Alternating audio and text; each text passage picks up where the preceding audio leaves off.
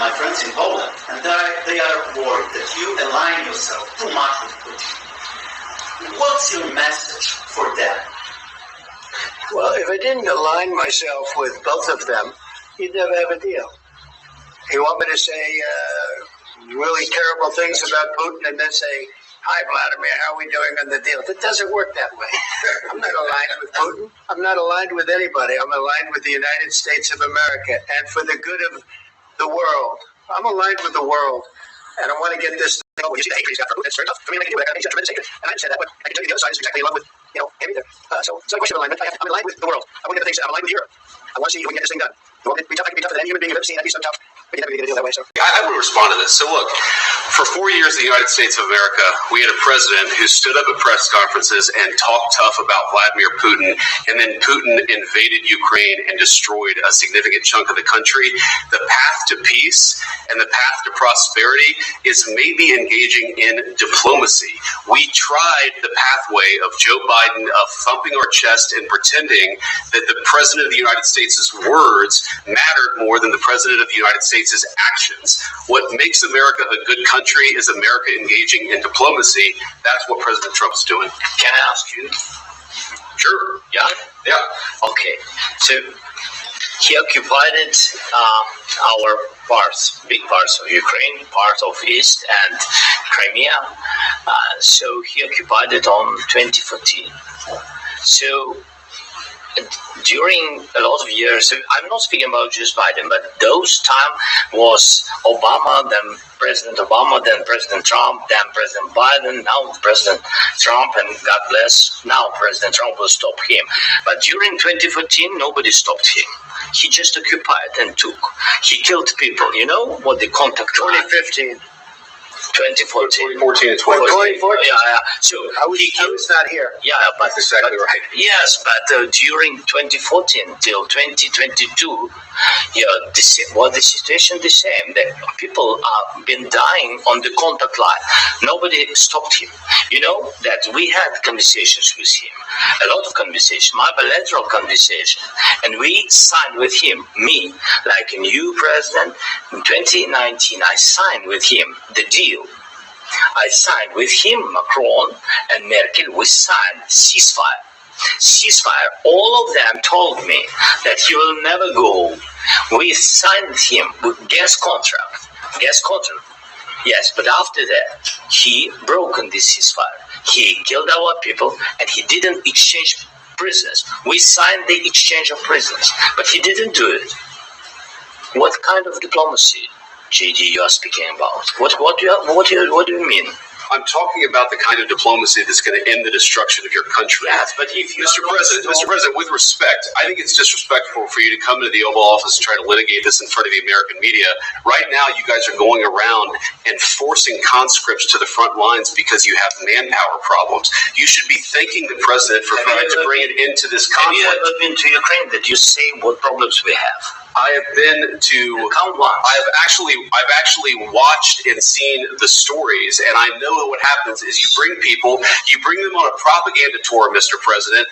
Do you disagree that you've had problems bringing people into your military? And do you think that it's respectful to come to the Oval Office of the United States of America and attack the administration that is trying to prevent the destruction of your country? A lot of questions. Let's start from the beginning. Sure. First of all, during the war, everybody has problems. Even you, but you have nice ocean and don't feel now, but you will feel it in the future. God bless. You don't know that. God bless. God bless. You will not have war. Don't tell us what we're going to feel. We're trying to solve a problem. Don't tell us what we're going to feel. I'm not telling you. Because you're in no position to dictate that. That's exactly what you're in no position to dictate what we're going to feel.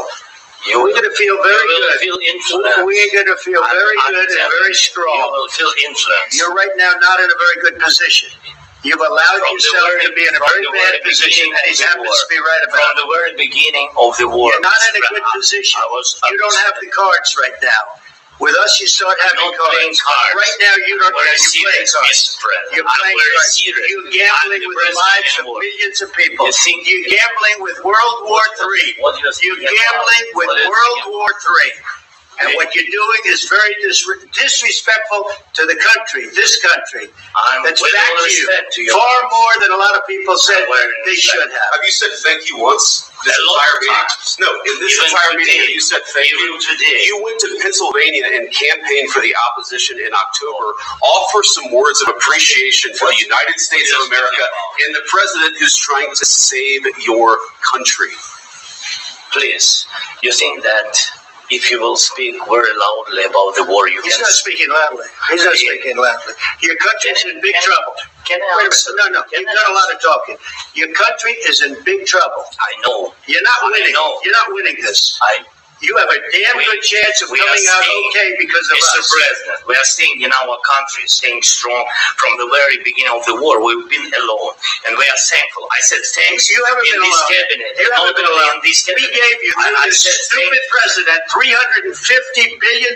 You voted We gave for you your military equipment, You and you voted men for are brave, but they had to use our military What equipment. about West? If you didn't have You our invited military equipment, You invited if me you to didn't have our military equipment, this war would have been over in 2 weeks. In 3 days. I heard it from Putin. In 3 days. This is something Maybe new. less. In 2 weeks. Of course, yes. It's going to be a very hard thing to do business like this. I And tell you. to say thank you, I said a lot of times to American people. accept that there are disagreements, and let's go litigate those disagreements rather than trying to fight it out in the American media when you're wrong.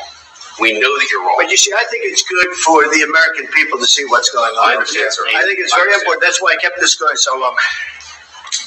You have to be thankful. You don't have the I'm cards. thankful. You're buried there.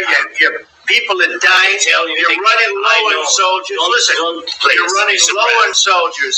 It would be a damn good thing. Mr. And President. then you tell us, I don't want a ceasefire. I don't want a ceasefire. I want to go and I want this. Look. If you could get a ceasefire right now, I tell you, you'd take it so the bullets stop flying and your men stop getting killed. Of course, we want to stop the war. But But you're I saying you don't want a but I ceasefire. said to you, I want a with ceasefire guarantees. because you get a ceasefire faster than any agreement. Ask our people about ceasefire, what they think. That wasn't Doesn't with matter me. for you what That wasn't with me.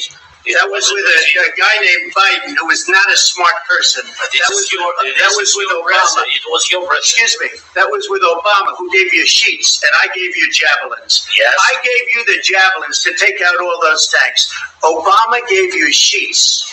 In fact, the statement is Obama gave sheets and Trump gave javelins. You got to be more thankful, because let me tell you, you don't have the cards. With us, you have the cards. But without us, you don't have any cards. One more question. What if Russia breaks ceasefire? What if Russia breaks this? I understand that it's a heated conversation right now. What are you saying? What She's if asking, what if Russia breaks the ceasefire? But what if anything? What if a bomb drops on your head right now? But they have Okay? broken ceasefire. What if they broke it?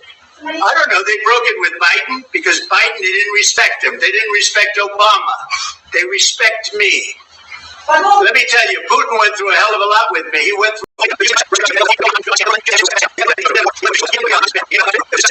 What I can say is this. He might have broken deals with Obama and Bush, and he might have broken them with Biden. He did, maybe. Maybe he didn't. I don't know what happened. But he didn't break them with me. He wants to make a deal. I don't know if you can make a deal. The problem is, I've empowered you to be a tough guy. And I don't think you'd be a tough guy without the United States. And your people are very brave. But you're either going to make a deal or we're out. And if we're out, you'll fight it out. I don't think it's going to be pretty, but you'll fight it out. But you don't have the cards. But once we sign that deal, you're in a much better position. But you're not acting at all thankful. And that's not a nice thing. I'll be honest, that's not a nice thing. All right, I think we've seen enough. What do you think? What's this negotiation? This is going to be great television, I will say that.